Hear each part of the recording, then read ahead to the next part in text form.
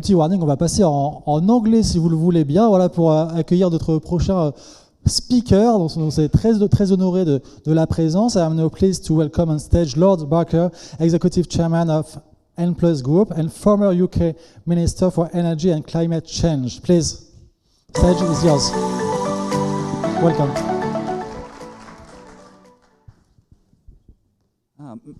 Merci Guillaume et bonjour tout le monde. Je suis ravi d'être ici aujourd'hui.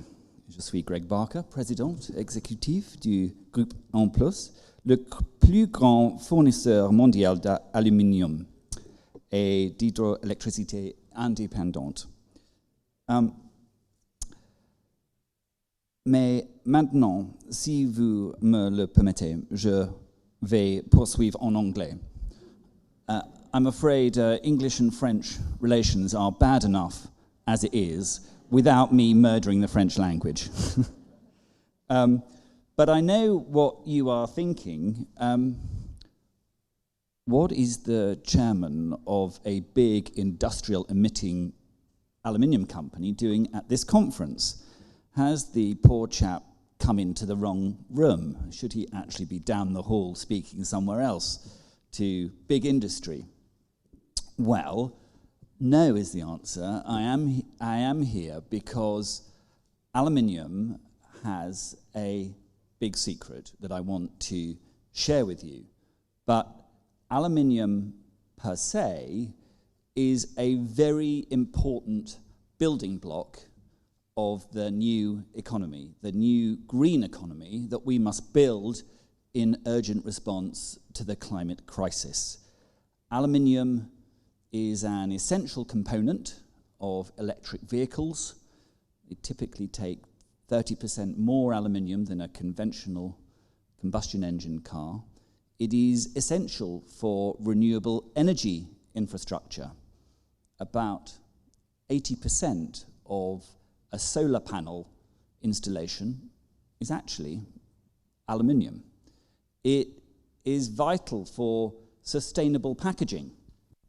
If we're going to get rid of plastics, aluminium, a super lightweight material, is an ideal replacement because it is almost infinitely recyclable.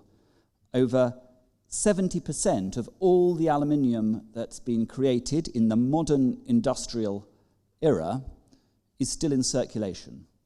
In fact, it was part of the circular economy before anyone even thought of the term. So aluminium is going to be needed as we make the big transition. And if one thing that came out of the COP26 climate conference in Glasgow last month, it was that we need to make that transition more urgently than ever. And the world, certainly developed world, is moving increasingly in that direction. But we need to go at much greater pace and scale. But I mentioned that aluminium has a secret. And the problem here is that, yes, aluminium may have lots of very important applications in the green economy, but to make this metal can be incredibly carbon polluting.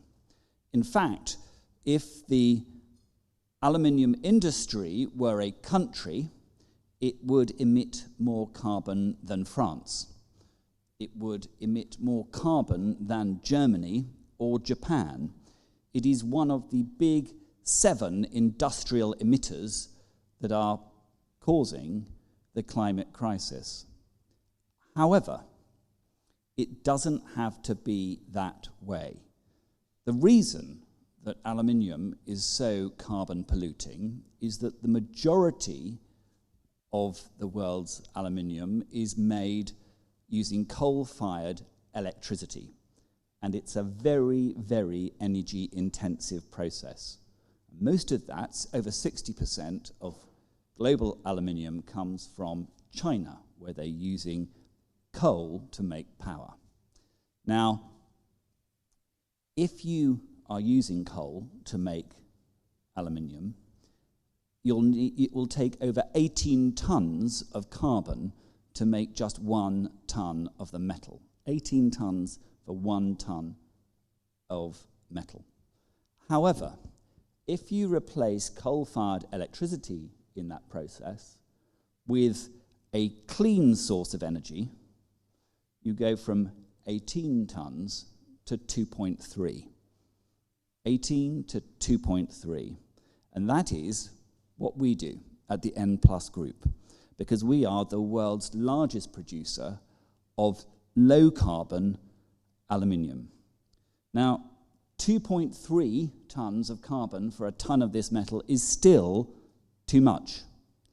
That is why we became the first company globally in our sector to commit to net zero, and why we have the most stretching 2030 carbon reduction target. But we're going to have to innovate faster and further in order to reach net zero, because the world needs more of our metal. But the majority of the industry is still hooked on coal. And there's a problem here in Europe. The EU, quite rightly, is trying to stop us importing emissions. And they want to support green business, green reindustrialization here in France.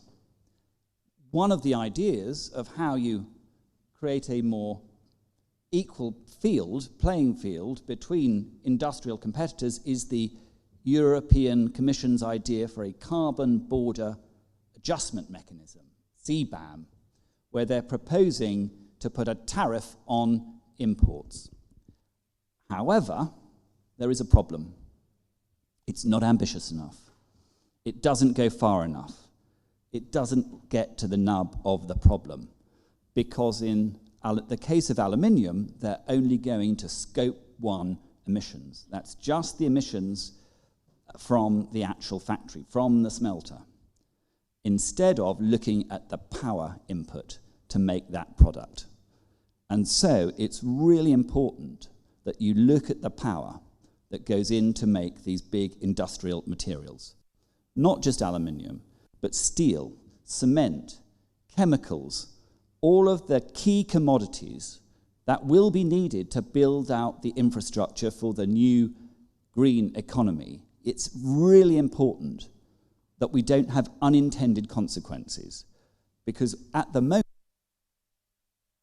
being ambitious enough, because the carbon border adjustment mechanism is full of unintended consequences. The net result would be that you'd pull in even more high-polluting Chinese aluminium. So let's raise the ambition. Let's go faster into the green economy. Let's not settle, as someone said, for blah, blah, blah. Let's go faster towards decarbonising industry. There are huge opportunities to create value, to create jobs, to bring back industry to the points of consumption. But it does mean a more ambitious approach from Europe's policymakers. Thank you very much.